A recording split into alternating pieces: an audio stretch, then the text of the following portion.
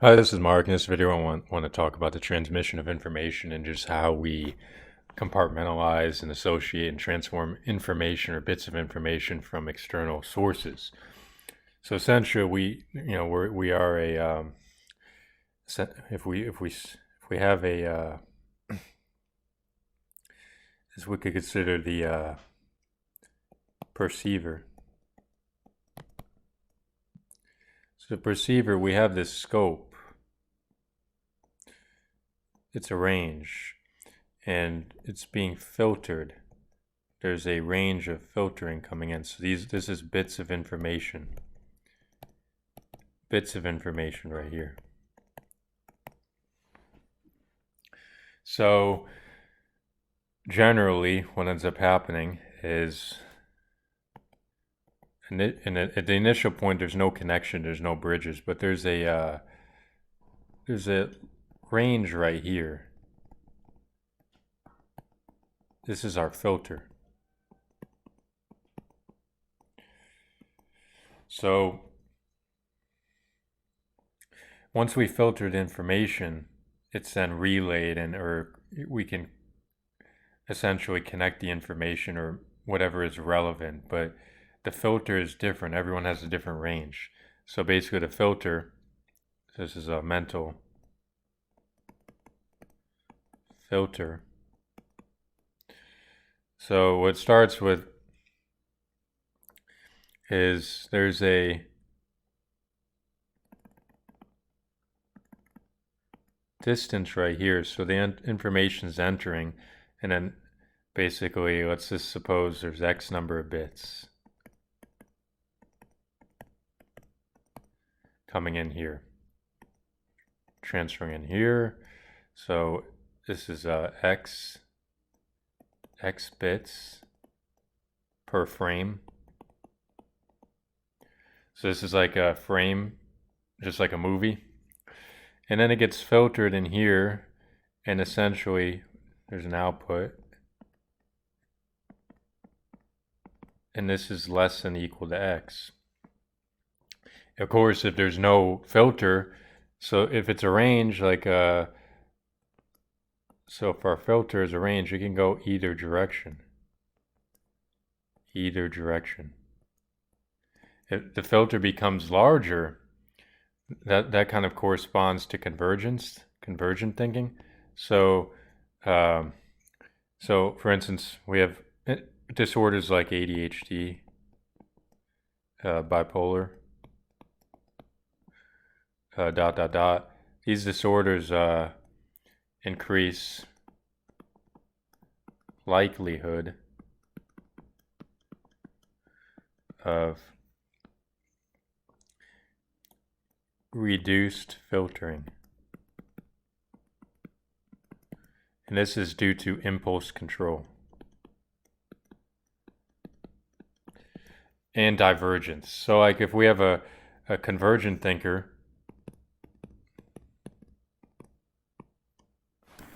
converges the information to a point, whereas a divergent thinker takes a point and diverges off in many different directions. So convergent, this is filtering.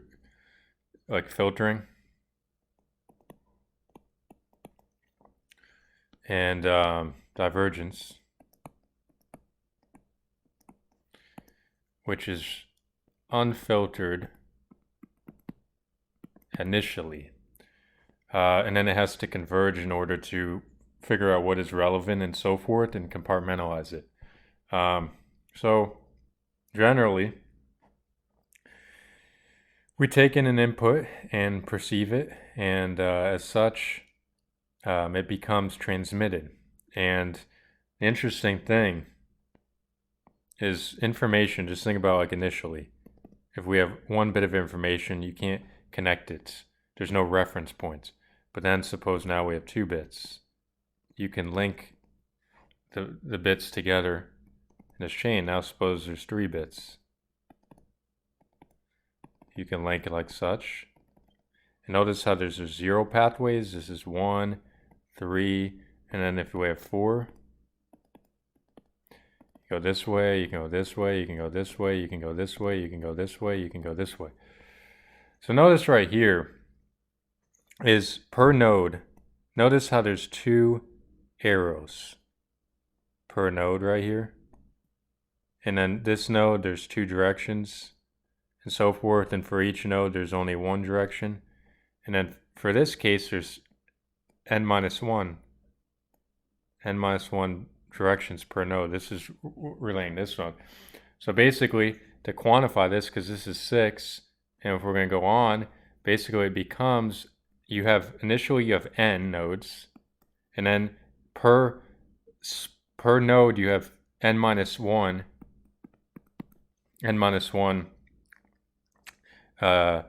transmissions or bridges, n minus 1 bridges, and due to the symmetricity and basically the equal splits between here, basically it becomes redundant once it's split in half. So essentially we divide by 2.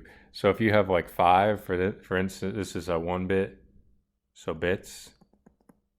So this is 1, 2, 3, 4, 5 would be equate to I believe, let's see, 5 times 4 is 20, so that'd be 10.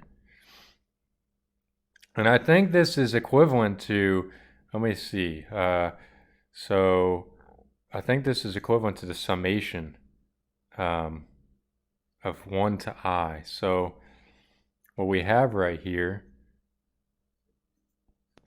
is pattern. So this is just right here is 1, of course. This is 1 plus 2. This is 1 plus 2 plus 3. And then 10 is just 1 plus 2 plus 3 plus 4. So this is, I believe this is a summation of I equals 1 to n I. So that's how many connections we have per node.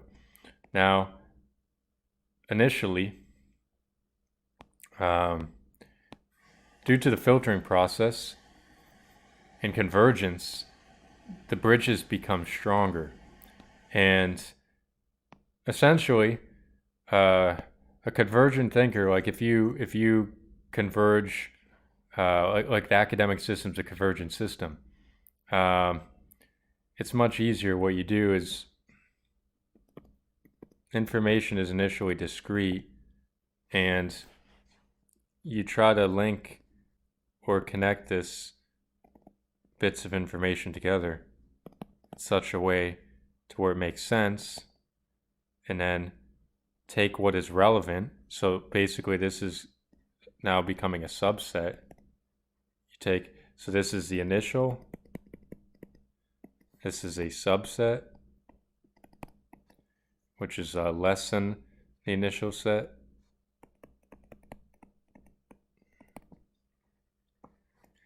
And then you relay it to maybe a point. And the density, this is the, we could consider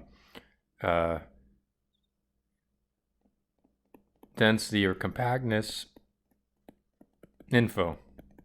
So now over time, let's say this is how would we put this? We're going to consider this a range. So let's consider range. So this is number of bits per time span. So basically, let's just think of this case. This is on a relative scale, is right here. This corresponds to right here. And now we're going to transfer to another case. So this case is we have more bits.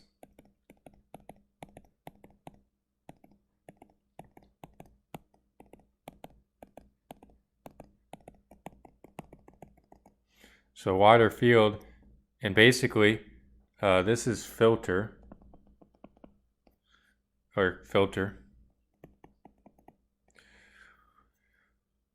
Take what is relevant, so subset. Naturally, the stronger the filter, the better. They're able to compartmentalize. And then relay this to a larger scope. But in actuality, this is not like a clear function. I would consider in three-dimensional space, if we consider like any function, it could be like this. Naturally, we want to consider, let's just suppose this is the, so if we zoom in, you want these nodes to be closer together.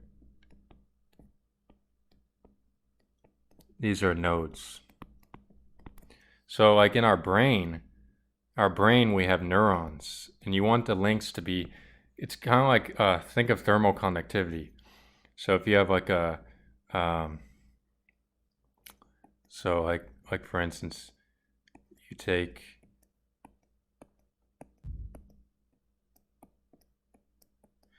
you have energy, and then basically you want to transmit this energy, and it needs to basically be a strong bond. This is a strong bond, and then the energy is retained. It gets transmitted, and you're retained, and so forth. Now, if it's non-conductive material, like a insulator, it doesn't get transmitted very well. So this is kind of like analogous when there's like filtering, good filtering, and it builds a strong connection between these bits of information. We build a strong three-dimensional function, and then where the nodes are connected together in such a way. This is like our internal world, or our world, which is essentially space, but our mind, the neurons are building these connections, and they're getting stronger and be able to transmit more energy, and kind of like thermal conductivity and so forth. But it becomes very strong over time, and for vice versa. The problem is like divergence.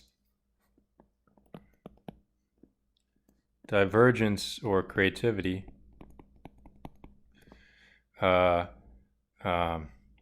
essentially creates entropy, or creates entropy, or creates a change in entropy. So entropy is about how disorganized the system is, but that's on a relative scale. Because initially, suppose you go to an event. You're in an event, there's bits of information, and then over time,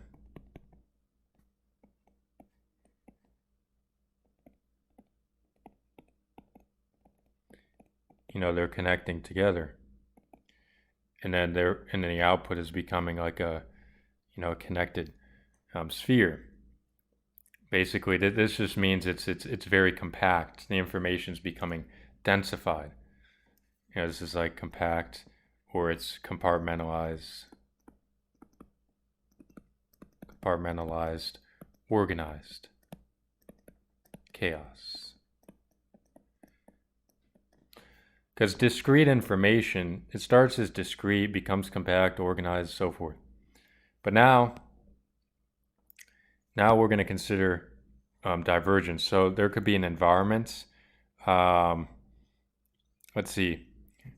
How do we word this? So think of like an environment that is exclusive. So essentially think of like an environment. We consider environments. Let's say an E1, E2, En. So let's just call this E1. Now we're going to go to now transfer E2. Okay, so this is new environment.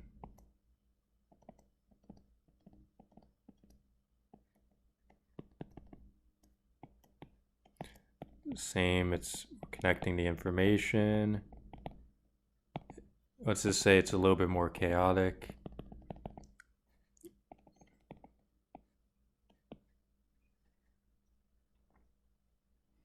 So we can just say, in general, if the environments are divergent, so like we could consider like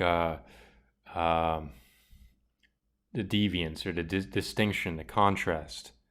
So I like to consider contrast. So if we did like a function, so how would we put this? So environments, contrast. So we could just say right here, let's just say E1 relative to E2. So the contrast could be pretty high. Or another scenario,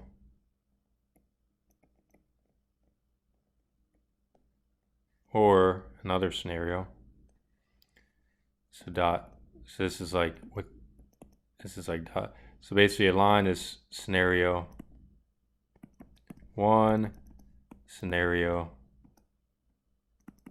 2, scenario 3.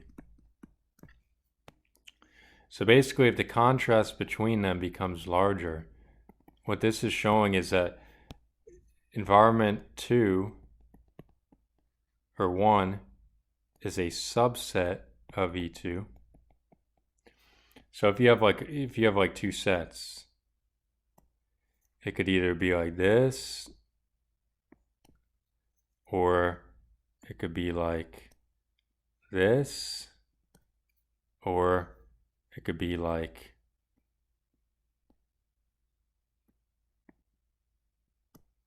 so this is like the first case, second case right here. Notice how they're getting larger, they overlap, and therefore they're becoming very similar. There's not as much contrast. So this has to do with the adaptation, and therefore divergence permits one to go to an unknown, projection from the known to the unknown. So basically we have the known world. This is the known boundary. And then out here, this is unknown, discrete bits. So basically over here, let's just say this is our known world. The information is connected and the nodes are organized in some manner. There's bridges. These are links, chains, or bridges. And this is just discrete information. So if you someone makes a projection here into the chaotic, or diverging from known and trying to find something that is not known, it's initially going to be very much a large contrast. The contrast is going to be higher, and then there's a function where we have how do you spell this? Physiological stress. Horrible spelling, but contrast. Or you could say deviance. So as contrast increases, we haven't adapted, so the adaptation doesn't hold as well. It's a distinction, but this is a function of adaptation. We got to consider stress is a function of adaptation, etc. So generally when the contrast, if all is equal, if the contrast increases, physiological stress will increase, and it reaches a limit where it really starts picking up. And this can trigger stuff like psychosis. There probably is like a limit where psychosis, it's too much strain, and this is because it's proportional to health. When stress increases, and not that everyone's going to have a different limit, note. So it's different for everyone. But this kind of shows the correlation. When you have too much divergence, you're kind of going into the unknown world. If the succession is too frequent or too vast and there's not enough convergence, it can create more physiological strain, but not necessarily. It depends on the adaptation. It depends on the rate of change, and it depends on how fast the progression is, the succession. So yeah, this is kind of showing how, information, it's kind of related to, how would I put it? It's related even to the forces like gravity, in a sense. Not necessarily it's the same as gravity, but there's some forces that cause, in the filtering process that goes about, that cause the mind, or the ability, increase, or create the ability, or cause the ability for us to organize the bits of information, just like the universe organizes matter. So just like you have, an electron, and you have an atom, and you have electron, fields that pull towards here, or we have Earth, and there's a core, and you have gravity projecting radially, curvature, there's curvature, and it's, projecting proportional to the mass. And, the mind. So we have the mental sphere. You have mental sphere. And, these are just basically, you can think of it this way. You basically have, there's always going to be bits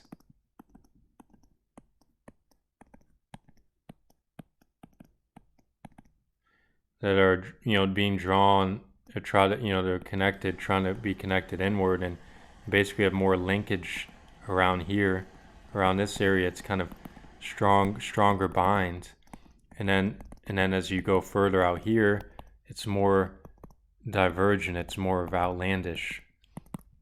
This is around, so generally this is a convergent process out here, and then sometimes we make projections out here, but then it has to be relayed, and this has to be transmitted back into here, and becomes into the mental world.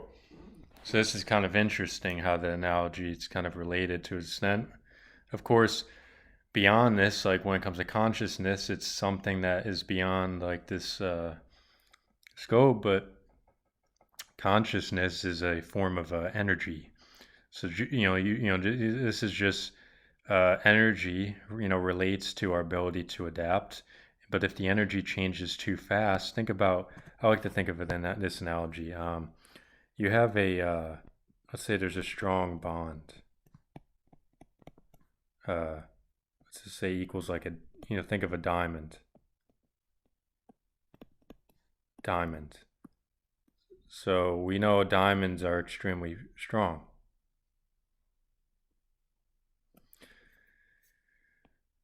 And if we transmit heat. So let's just suppose now we add a bunch of heat and energy.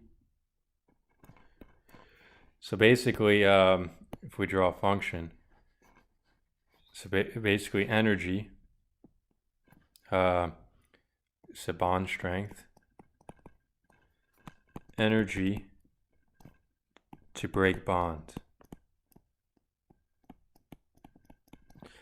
So basically, as bond strength, of course, increases, there's going to be a lot more energy needed to break bonds. So it's probably going to be, it's going to go like this. And essentially, like diamond could be like, right here, I don't know, diamond. But think about this. Now we're going to bring the analogy, mental strength or health. And this is proportional to stress. So it's equals a function of health, adaptation, many different factors, many factors. Energy to split connection.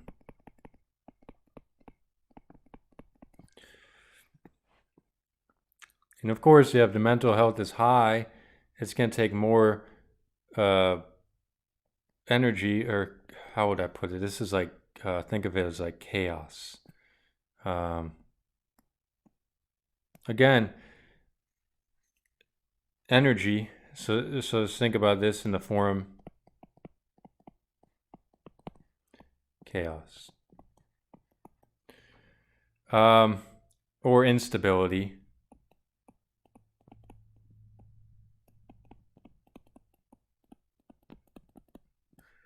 Or a stressful situation.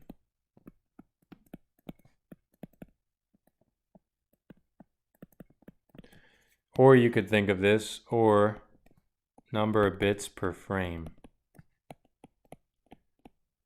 When there's more bits, more information, more stimuli, more stress, they're all linked. They're all connected.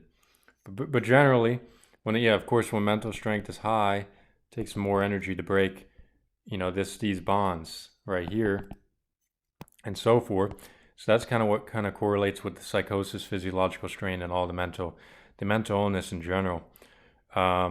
Because what ends up happening, like let's say you add alcohol or drugs into equation. So basically, so if you talk about mental strength or health, and then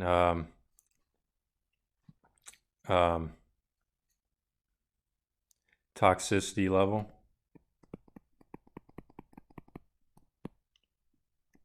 So as it, actually, I should invert this, but when toxicity level is higher, the mental health is going to degrade. So let's invert this. It's better to, I think it's better to invert it.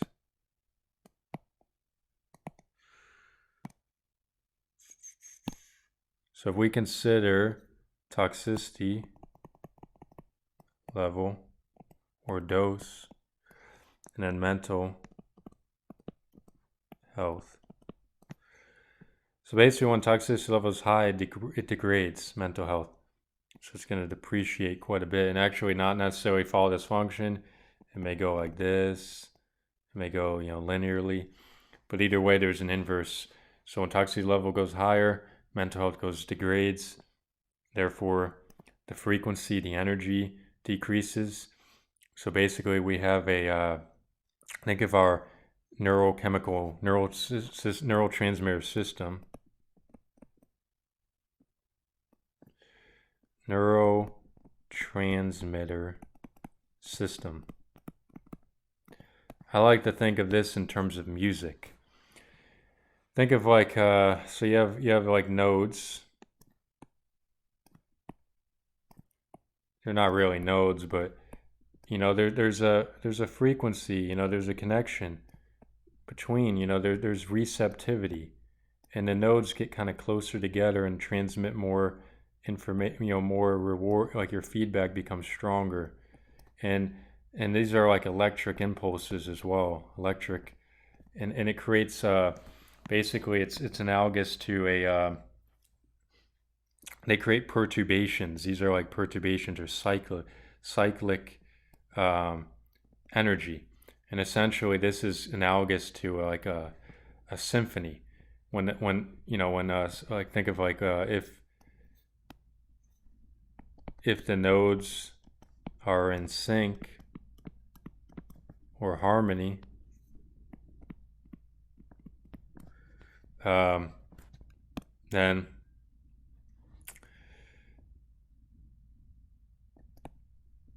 then energy is transmitted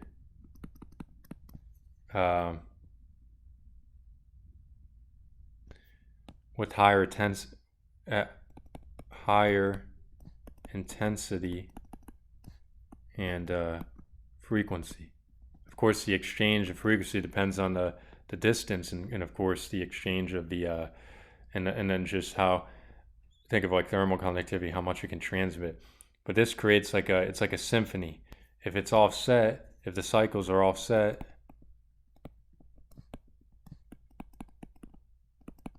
or a disharmony, energy is not is basically it's causing, or energy balance is disturbed,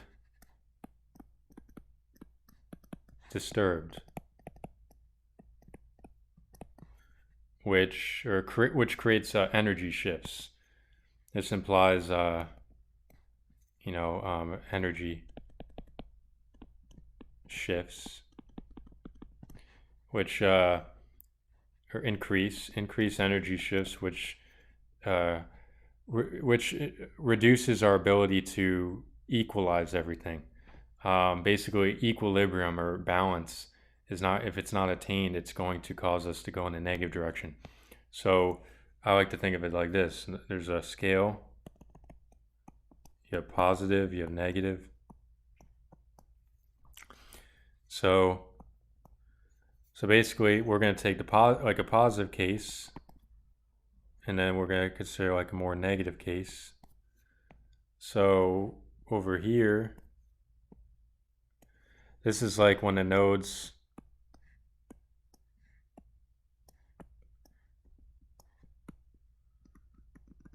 there's a weakened connection, because the sensitivity is lower, the conductivity is lower, and there's less linkage. And then over here,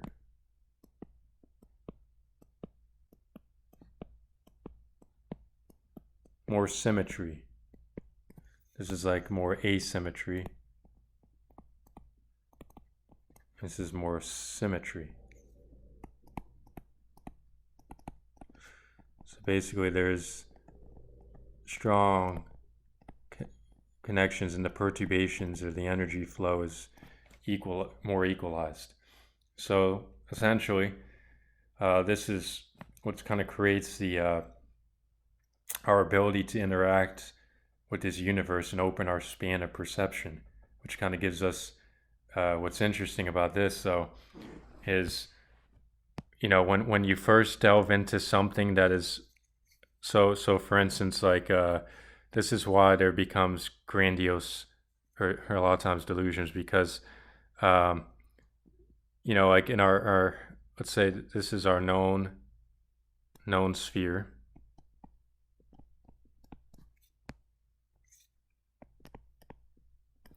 And suppose we're like here and we transmit this. Well, this, this distance, this is like a distance. This distance is proportional to energy. Energy and distance. The more energy, generally it's going to be the higher a distance to like the unknown, because our range of perception, our perception opens instead of being like something like this. We go from here, so this is like a higher energy. It opens the field. So we allow more bits of information to be transmitted into here, funneled in, and therefore allowing a larger projection, generally. And this is initially unknown out here, and then we, it becomes like a known world. It gets drawn back or relayed back into here, But because our knowledge base is so limited,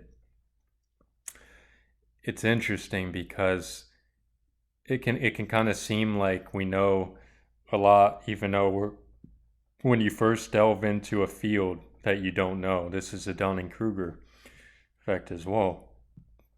And generally, when you reach a new range of perception due to circumstances, everything in life slowing, low stress, meditation, you can increase your frequency, you open the field.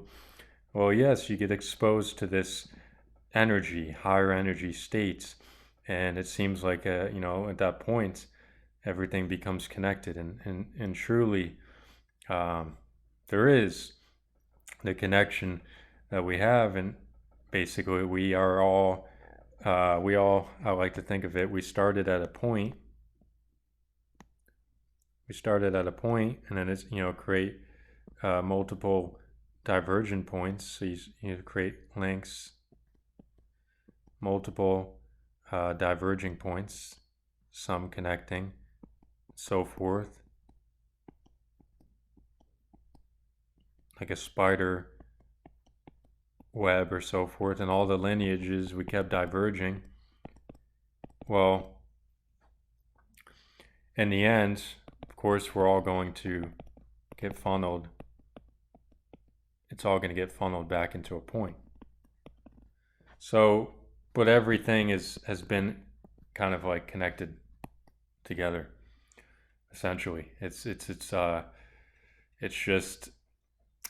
really depends, I guess, on the viewpoint, but we only are limited based on our frequency of it and our energy that we exhibit, and and ultimately that dictates what are the span of our consciousness. It's a function of energy. But yeah, this video is just showing how energy is kind of transmitted, and it's just my take on things. But I hope you enjoyed, and I will see you next time.